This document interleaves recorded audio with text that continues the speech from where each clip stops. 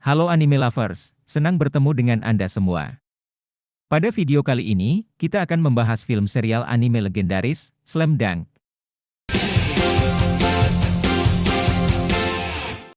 Pada video sebelumnya, pertandingan antara Shohoku melawan Kainan berlangsung sengit sejak awal pertandingan. Keduanya silih berganti menyerang untuk menunjukkan dominasinya.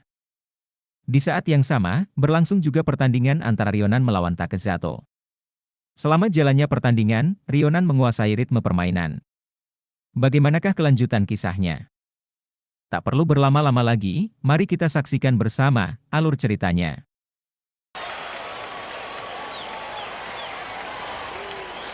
Di sisi lapangan, pelatih Takato dari Kainan berdiri dengan ekspresi penuh perhitungan.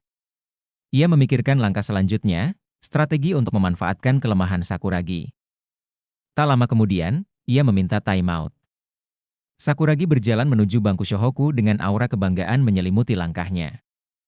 Di sisi lain, Nobunaga terlihat gusar, masih memikirkan bagaimana ia dipermalukan oleh gerakan tak terduga dari pemain merah yang sering dianggap konyol itu. Sambil menghadap para pemainnya, Takato mengungkapkan rencana barunya.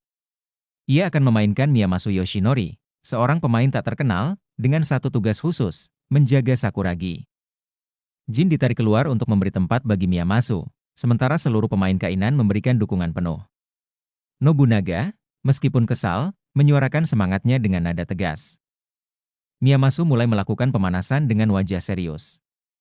Sebuah keputusan yang tampak sederhana, tapi membawa dampak besar bagi pertandingan. Ketika peluit kembali ditiup, pertarungan dilanjutkan. Kehadiran Miyamasu di lapangan membuat para pemain Shohoku terkejut. Namun waktu tak memberi ruang untuk banyak pertanyaan. Miyagi berlari cepat, dan berhasil merebut bola dari Miyamasu, dan berlari mencoba memecah pertahanan Kainan. Namun, lajunya dihentikan oleh sosok tangguh Maki yang berdiri tegak seperti tembok besar. Sementara itu, di area Kainan, Miyamasu sudah menempel pada Sakuragi.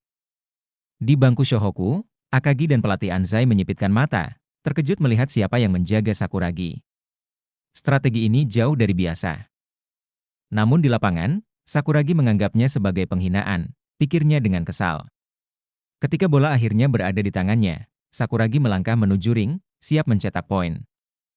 Tapi Miyamasu tidak bergerak. Ia hanya berdiri diam, seolah tak menganggap Sakuragi ancaman. Tindakan ini membuat Sakuragi ragu.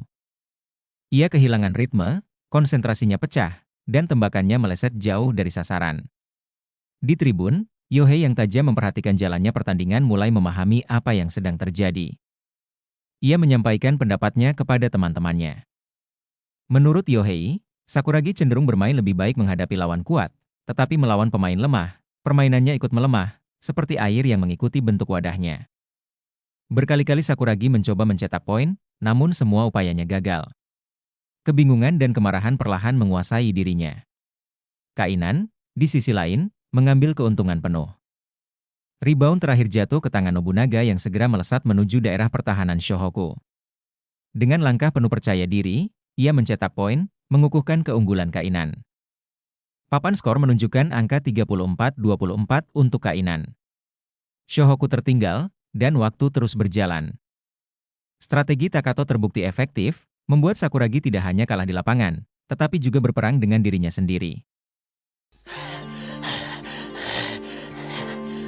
Mitsui mengirimkan operan ke Miyagi, memulai serangan baru Shohoku.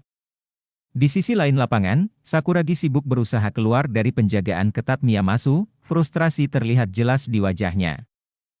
Dia mendekati Akagi dan menepuk bahunya, berharap mendapatkan nasihat untuk meningkatkan tembakan.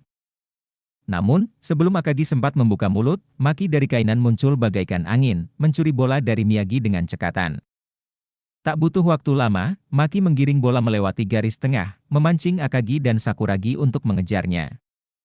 Dengan lompatan yang penuh presisi, Maki mengoper bola ke Miyamasu, yang berdiri bebas di luar garis 3 angka. Bola meluncur sempurna melewati jaring. Miyamasu berhasil mencetak tembakan 3 angka.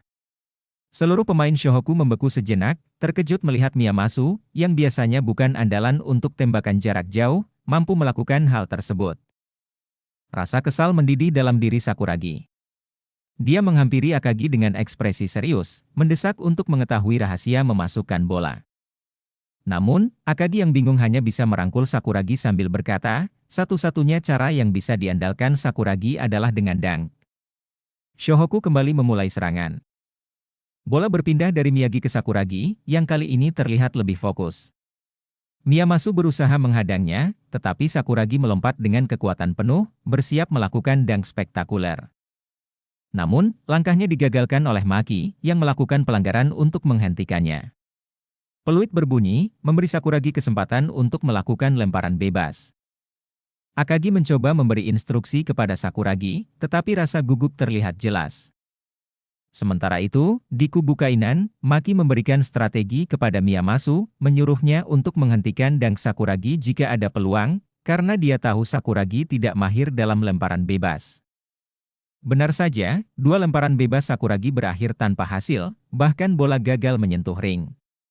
Kainan segera mengambil alih permainan. Takasago memberikan operan cepat kepada Maki, yang kemudian mengarahkan bola kembali ke Miyamasu. Miyamasu dengan percaya diri mengulang kesuksesannya, mencetak poin tambahan untuk Kainan. Skor di papan berubah menjadi 39-24, membuat Shohoku semakin jauh tertinggal. Pelatih Anzai berdiri dari kursinya, meminta timeout. Ia memutuskan untuk mengganti Sakuragi, namun keputusan itu tidak diterima dengan baik. Sakuragi, dengan ekspresi penuh emosi, memegangi dagu pelatih Anzai, mencoba memprotes keputusan tersebut.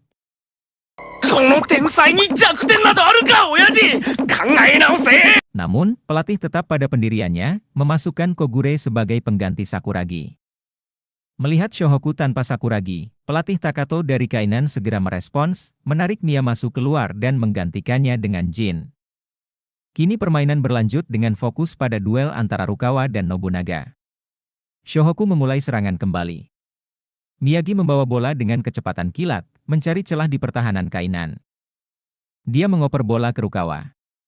Dengan tatapan tajam dan penuh percaya diri, Rukawa menatap Nobunaga yang berdiri kokoh di hadapannya. Dalam sekejap, Rukawa bersiap melewati hadangan untuk mencetak poin sekaligus mempermalukan rivalnya. Lapangan basket memanas. Rukawa berdiri kokoh. Di hadapannya, Nobunaga dari Kainan memasang posisi bertahan dengan tatapan tajam. Dengan gerakan percaya diri, Rukawa memantul-mantulkan bola, tepat di depan Nobunaga, seolah-olah memancingnya untuk bertindak. Nobunaga yang tak tahan melihat provokasi itu segera mencoba merebut bola. Namun, Rukawa dengan kelincahan luar biasa menghindari cengkeraman tangan Nobunaga. Nobunaga tak menyerah. Ia kembali mengejar bola, tapi usahanya yang terlalu agresif berujung pelanggaran. Peluit wasit melengking. Shohoku mendapat bola, dan Kogure segera menerima operan sebelum mengembalikannya ke Rukawa. Nobunaga, pantang menyerah, kembali menghadang Rukawa. Penjagaannya kali ini lebih ketat, seakan tak memberikan celah sedikit pun. Namun, Rukawa, dengan ketenangan dan teknik tinggi, berhasil mengecoh Nobunaga. Lemparan 3 angka yang sempurna meluncur masuk ke ring.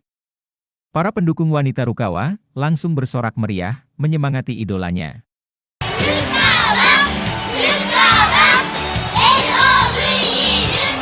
Serangan berpindah ke Kainan. Maki, sang kapten tangguh, memimpin timnya dengan kecepatan dan presisi. Ia melaju kencang, menembus hadangan, dan mengoper bola ke Muto. Muto, dengan gerakan licin, mengelabui Miyagi dan Rukawa. Namun, tembakan akhirnya meleset, dan bola memantul liar di udara. Akagi, sang pilar Shohoku, melompat tinggi dan menguasai bola rebound. Dengan pandangan cepat, ia mempassing bola ke Rukawa. Rukawa melesat menuju daerah pertahanan Kainan. Nobunaga kembali mengejarnya tanpa henti, seperti bayangan yang tak terpisahkan. Di sisi lain, Kogure, Miyagi, dan Akagi juga berlari mendukung serangan. Tekanan dari Nobunaga membuat Rukawa memutuskan melakukan layup. Namun, lonjakannya kurang sempurna, dan bola gagal masuk. Bola kembali melambung ke udara, namun sekali lagi Akagi mengamankan rebound. Ketika mendarat, sebuah tragedi terjadi. Posisi kaki Akagi salah saat mendarat, menyebabkan pergelangan kakinya terkilir. Dengan tubuhnya yang goyah, ia tetap mempassing bola kepada Rukawa. Rukawa tanpa ragu melanjutkan serangan dan mencetak poin. Namun, kegembiraan itu tidak bertahan lama. Wajah Rukawa berubah tegang saat menyadari Akagi terkapar di lantai. Kapten tangguh itu mengerang kesakitan, tak mampu bangkit. Kekhawatiran terpancar di para pemain Shohoku. Bagaimanakah kelanjutan kisah serunya? Untuk mengetahui kisah lengkapnya, silahkan tonton video selanjutnya.